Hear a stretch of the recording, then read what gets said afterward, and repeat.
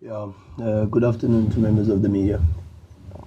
I think it's only befitting that we start with words of condolences to Luke Fleurs' family and the bereaved. Of course, the family of Kaiser Chiefs, the family of SuperSport United, as the ones that really invested a lot in his development as a footballer.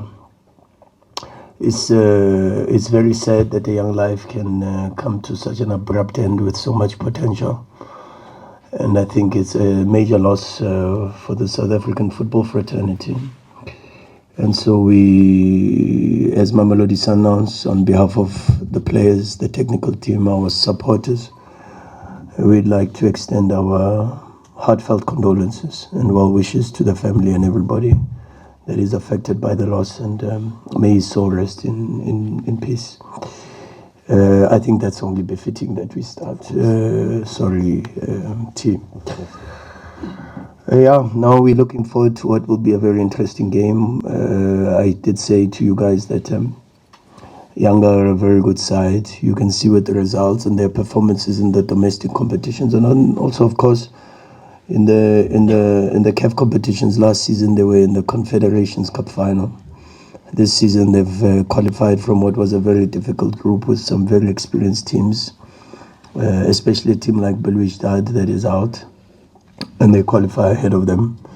The trips to, of course, Midiama difficult, trip to Cairo with Al-Ahly difficult, and they came through unscathed. So good coach in Coach Miguel Gamondi, some good players in the team with a lot of experience from not just Tanzania but also from some reputable African countries like Aziz Ki from Burkina Faso.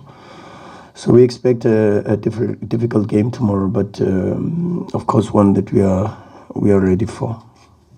Thank you, Coach.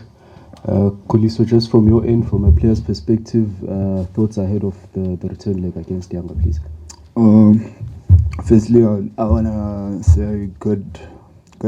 Is it good morning? Good afternoon. Afternoon, everyone. Condolences to the Luke family. I mean, it's very bad for a young player like Luke to just like pass on like this. It's very painful for us, but yeah, I just think everyone will be fine, and I just think God will give the strength to the Kaizer Chiefs family and everyone and the whole family as the whole. Yeah, going to the game, I think it's a difficult one, but obviously we're playing away at home, but we need to make sure that we grab the win. So yeah. Thanks, Sailor. Colleagues, we are quite pressed for time, so if we can just be quite speedily with the questions. It is your opportunity to ask questions. If you can raise your hand and identify yourself as your publication. Got a question here? I thought you'd give it from Togo. Oh, I couldn't. Did you raise his hand? No. Good afternoon, Coach. Good afternoon, Sailor. My question goes out to Coach Rhulani. I'm sorry. Karabo Mudishani from Tax FM. My question goes to Coach Rhulani. Rhulani, as you've seen, Young Africans are a very tricky team. They're a very stubborn team.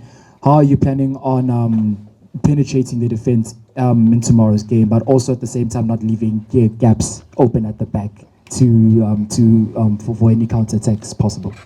No, it's a good question. I think that's where the game is tomorrow. We've got to find holes. It's not easy against a reinforced defensive block.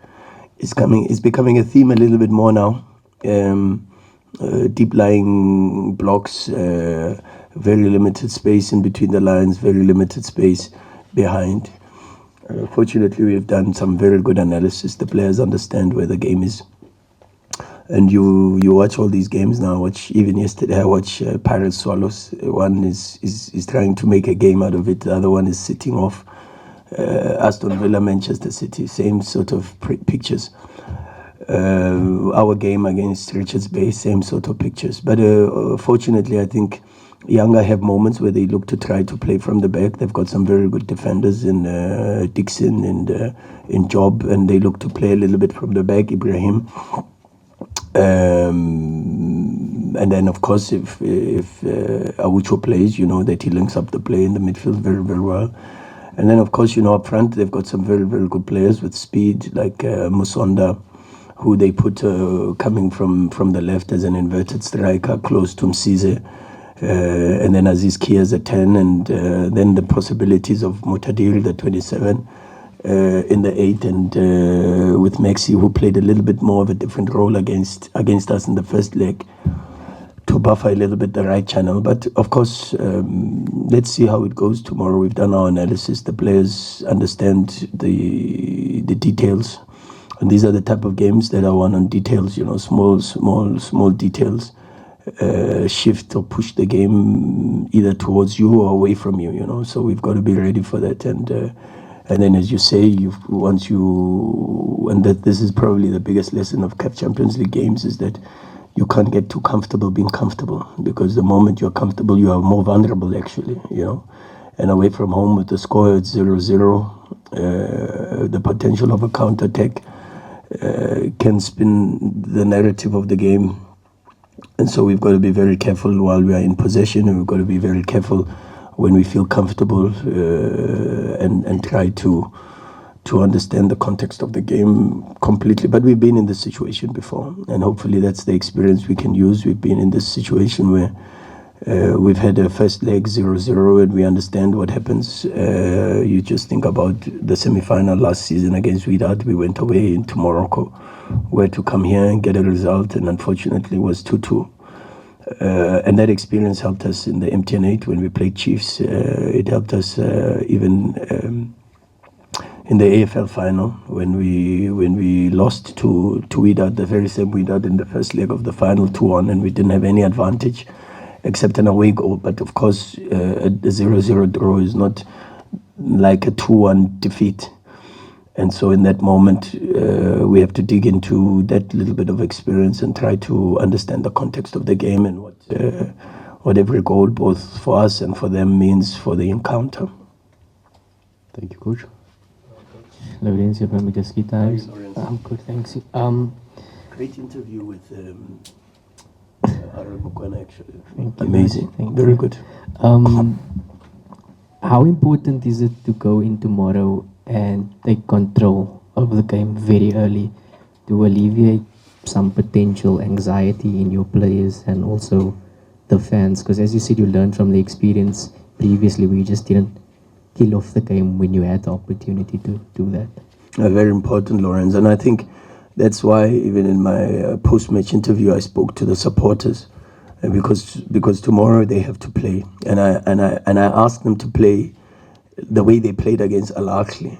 You know, in the AFL against Al Ahly, we won that game because of our fans, and not for any moment during the 90 minutes were they quiet, and the drum kept beating and beating and beating and beating and beating. And I honestly believe that tomorrow, if they come out in the numbers, they fill the stadium and they make it yellow, they make the opposition uncomfortable throughout, and even in the moments where we are suffering, they can't suffer with us. They've got to energize us and push us and give us that extra push. And sometimes that's where we have it with the Sundowns fans, to be honest, and the Yellow Nation, is when we suffer, they suffer. They can't suffer with us tomorrow. They've got to come and they've got to energize us and push us. And I think if that can happen tomorrow, we've got a big advantage, because when Loftus is buzzing, when the Yellow Nation is singing and with the energy that they are able to give us, then the players just go and perform, and this is what you need in the Champions League. You know, you have to take advantage of your home ground, and that advantage is not just about the playing surface. It's not just about the comfort of being at home. It's actually about the supporters making the stadium a cathedral. You know, a place of worship, and tomorrow they've got to worship the team. they've got to support the team and energize the team. And really in that moment, I think if they do that, we should be all right. Thank you, Coach. Katlo? Good evening. Good afternoon. Good afternoon, gentlemen. Coach, you use this phrase a lot. This isn't games of consequence. So we're at that stage now. Emotionally, psychologically, how do you psych up the players, and do you draw from previous experiences? 2016, you were here, went all the way, or do you draw from the recent ones? And to Khuliso, after you won the AFL, we saw like a touching moment with you and your family outside, where they were waiting for you, giving them a hug. You were crying, with that medal. What does playing in this type of competition mean for you personally? I'm sure, it must have meant something if you guys were that emotional with the family. No, you go. I've been talking too much. I was very emotional that day. I think even if you can check the video, it was saying a lot, because I promised my family that I'm going to win the EFL. So by grace, we won it. So yeah, it was, to win something like EFL, Champions League, it means a lot. Many people didn't. They played in this stage, but they didn't manage to win this kind of cups and stuff. So it does mean a lot for me as a player. So yeah, it was a great feeling, and I was very emotional. So yeah. Yeah, Mr. Mudau, I agree, but I don't think I've got a lot of motivation to do. If the players cannot find energy to play these type of games, to play for their support, we play for the Yellow Nation. We play for our supporters. We live for them. We sleep for them.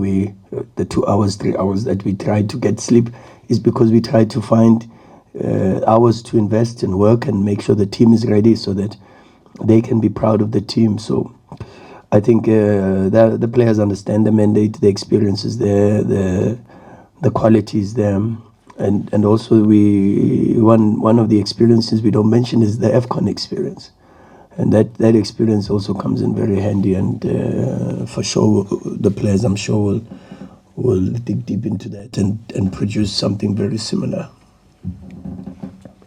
Coach Vincent from SABC. How are you, Vinny? Coach, if I'm not mistaken, I think you are the only team from the 8 quarterfinalists that played a game midweek. It's true.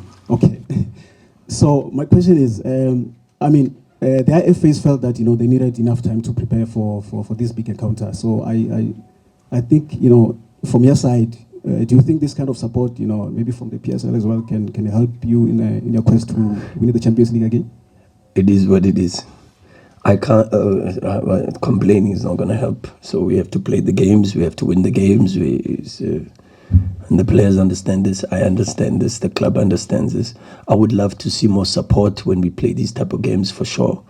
I was listening to Ryan Giggs' podcast. He did an interview once, and he says sometimes, and he thinks that's probably one of what led to the demise of Manchester United, is that the hero worshipped winning Carabao Cup and all these other competitions, and they forgot that big teams in every nation have to win the league title, the domestic league title. That's the number one prize for all the teams in La Liga, in the Bundesliga. It's a catastrophe when Bayern don't win. They can win the Champions League, but not win the Bundesliga. It's a big catastrophe. And so I just think that sometimes we undermine the importance of the DStv Premiership, and that I think is probably something that we have to change, is the mentality. And because we've won it 6 times in a row, sometimes we have this feeling that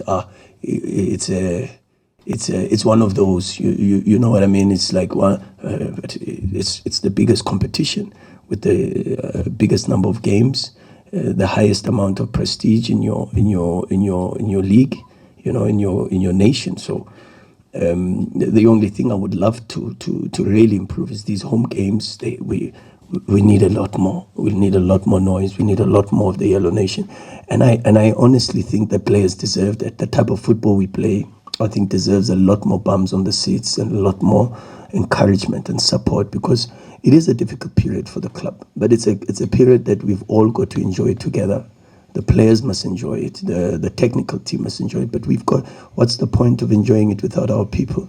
The disappointment last season was when we won the league title. We had celebrations here, and we couldn't even fill the stadium, and the people couldn't be here to celebrate and enjoy the moment with us. And you never know when your last league title is going to be, and so every single one you've got to celebrate it as if it's your last.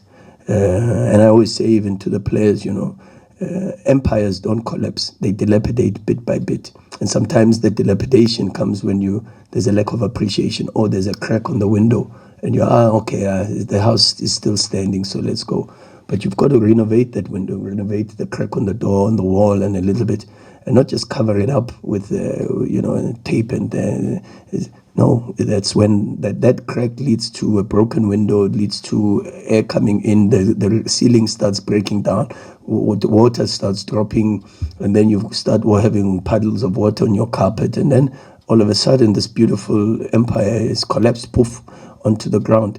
And you ask yourself what led to it, but it was a small crack that happened. And this is where we have to stay as a football club. Take nothing for granted. Everything, every match, every opportunity to win a trophy, a silverware, and it doesn't matter these situations and against every team, we go full throttle and show respect, humility, and appreciation for the efforts, and not just the efforts of the players, but of the club, the investment, and if we can do that, I think for sure we'll be all right. My space is the Sundowns supporters must do more. They have to do more. We need them in this closing part of the season more than we ever have. Thanks, Coach. Tsango? Okay. Mahlatsi, then Neo, and Jabulo, then we'll close it. Coach, I just want to check something here. To say how much or what is riding on this match. It's a knockout match. If something goes wrong, there'll be talks, there'll be questions and stuff. Just how much and what is riding on this match? There's always talks. We win, there's talks. We won against Richards Bay 1-0, and there was talks. We have to be in that space, and we can't think about that. We have to think about being positive and trying to play the game and focusing on the game itself. Nothing else matters for us at this moment except the 90 minutes, Mr. Mahlatsi, for tomorrow. Nothing else matters, and so the focus is on being at our best, understanding that they are actually coming here to play the best team on the continent, and we've got to be ready for that.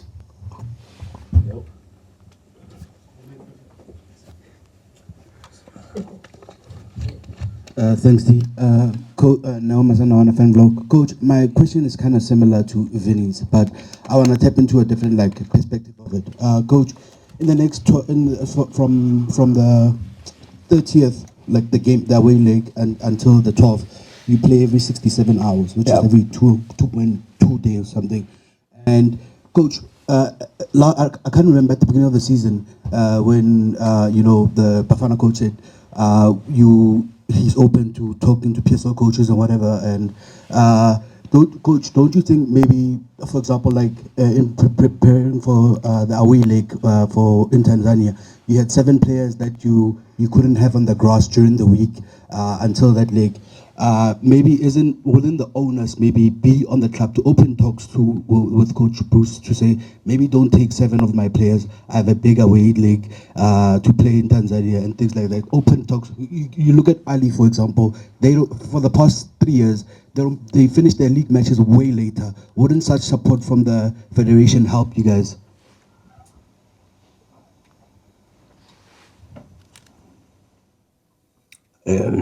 It's better I don't comment on that question. Sorry. It's a beautiful question, but it's better I don't comment. I'll be smashed for talking to the media. Yes. And it's not true that we didn't speak to the association. It's not true. And this is just for the benefit of the Sundowns fans, because sometimes they think we also don't care about, the aspirations, their dreams, to make them happy. But it's not true that the club did not speak to the federation. It's not true. But what has Thank this you, Coach. period taught you Katlego, about let's just allow Njabulo, please. And Njabulo? it's a follow-on, and sometimes I know it's formal, but it's a follow-on, and the coach mentioned something very important, but it's fine, Jawul. Yeah, it's just we pressed for time, unfortunately. Yeah, but you started late. Yeah. Okay, just give him a chance. No, it's fine. Coach, no, I have to respect No, him. It's no, fine. just give Jawulo him- can go. Just give him a Okay. chance. It's fine, you can answer. Do you want to answer the I question? didn't hear. He didn't complete. Okay, Katlego, you can So, complete the Katlego, you question. No, coach, it's fine. Is that I all respect right? him as a colleague. Okay. Okay. Sorry, Njabulo? sorry, Mr. Madiba. Jabulangete from News 24. First question is for you, Coach. Njabulo. What has been such a tricky element in terms of the quarterfinals? I mean, if you look at purely on numbers, I mean, you've been here 6 times, couldn't go past the last 4, and especially having topped your group, sort of coming into them on a high, and how do you sort of have gotten past that mental block of that stage? And to Khuliso, what did, especially for the players, what did, when you won the AFL, the fact that you did so against Pedro, Alali, and Wydad, who've sort of been the teams that have denied Sundowns progression from the quarterfinals?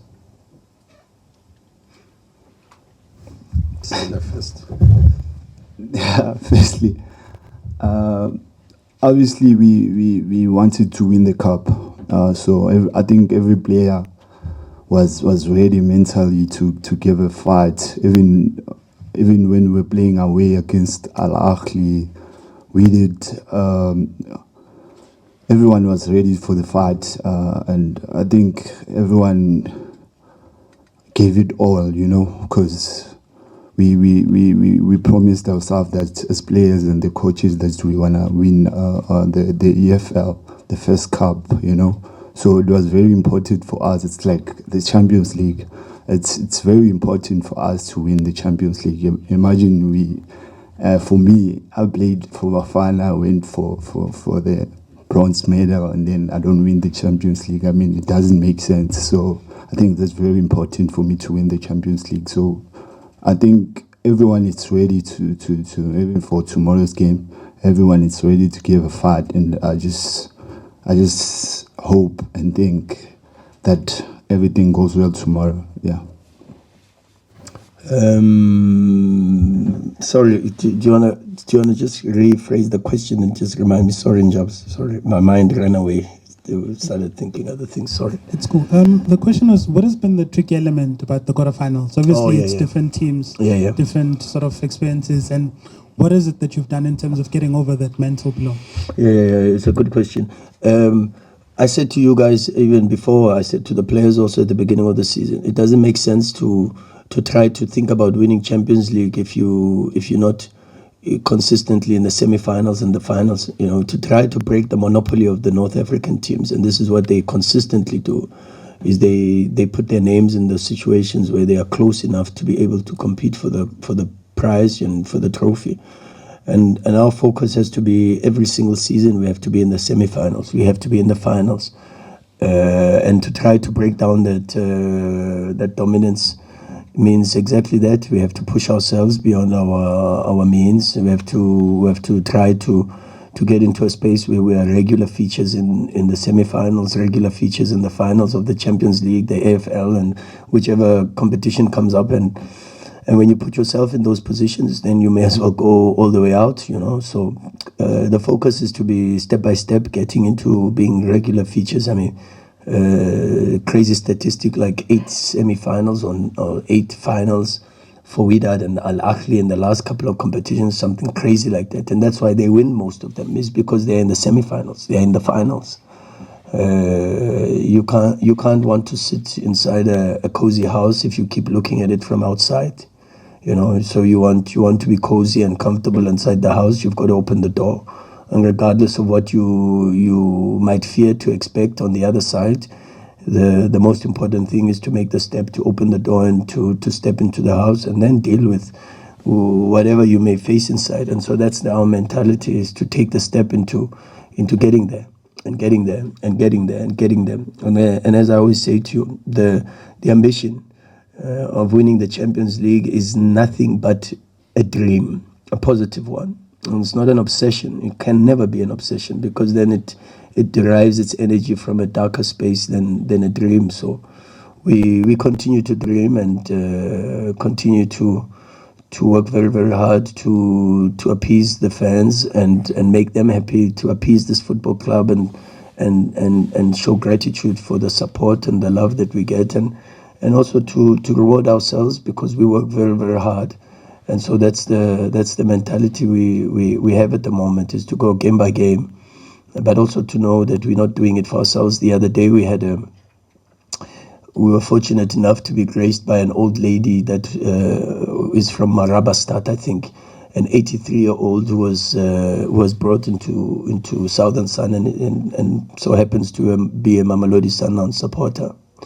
And she had tears running down her eyes when she met the players. In fact, she even said something like she now thinks God can call her, because her greatest wish has been fulfilled, which is to meet these players.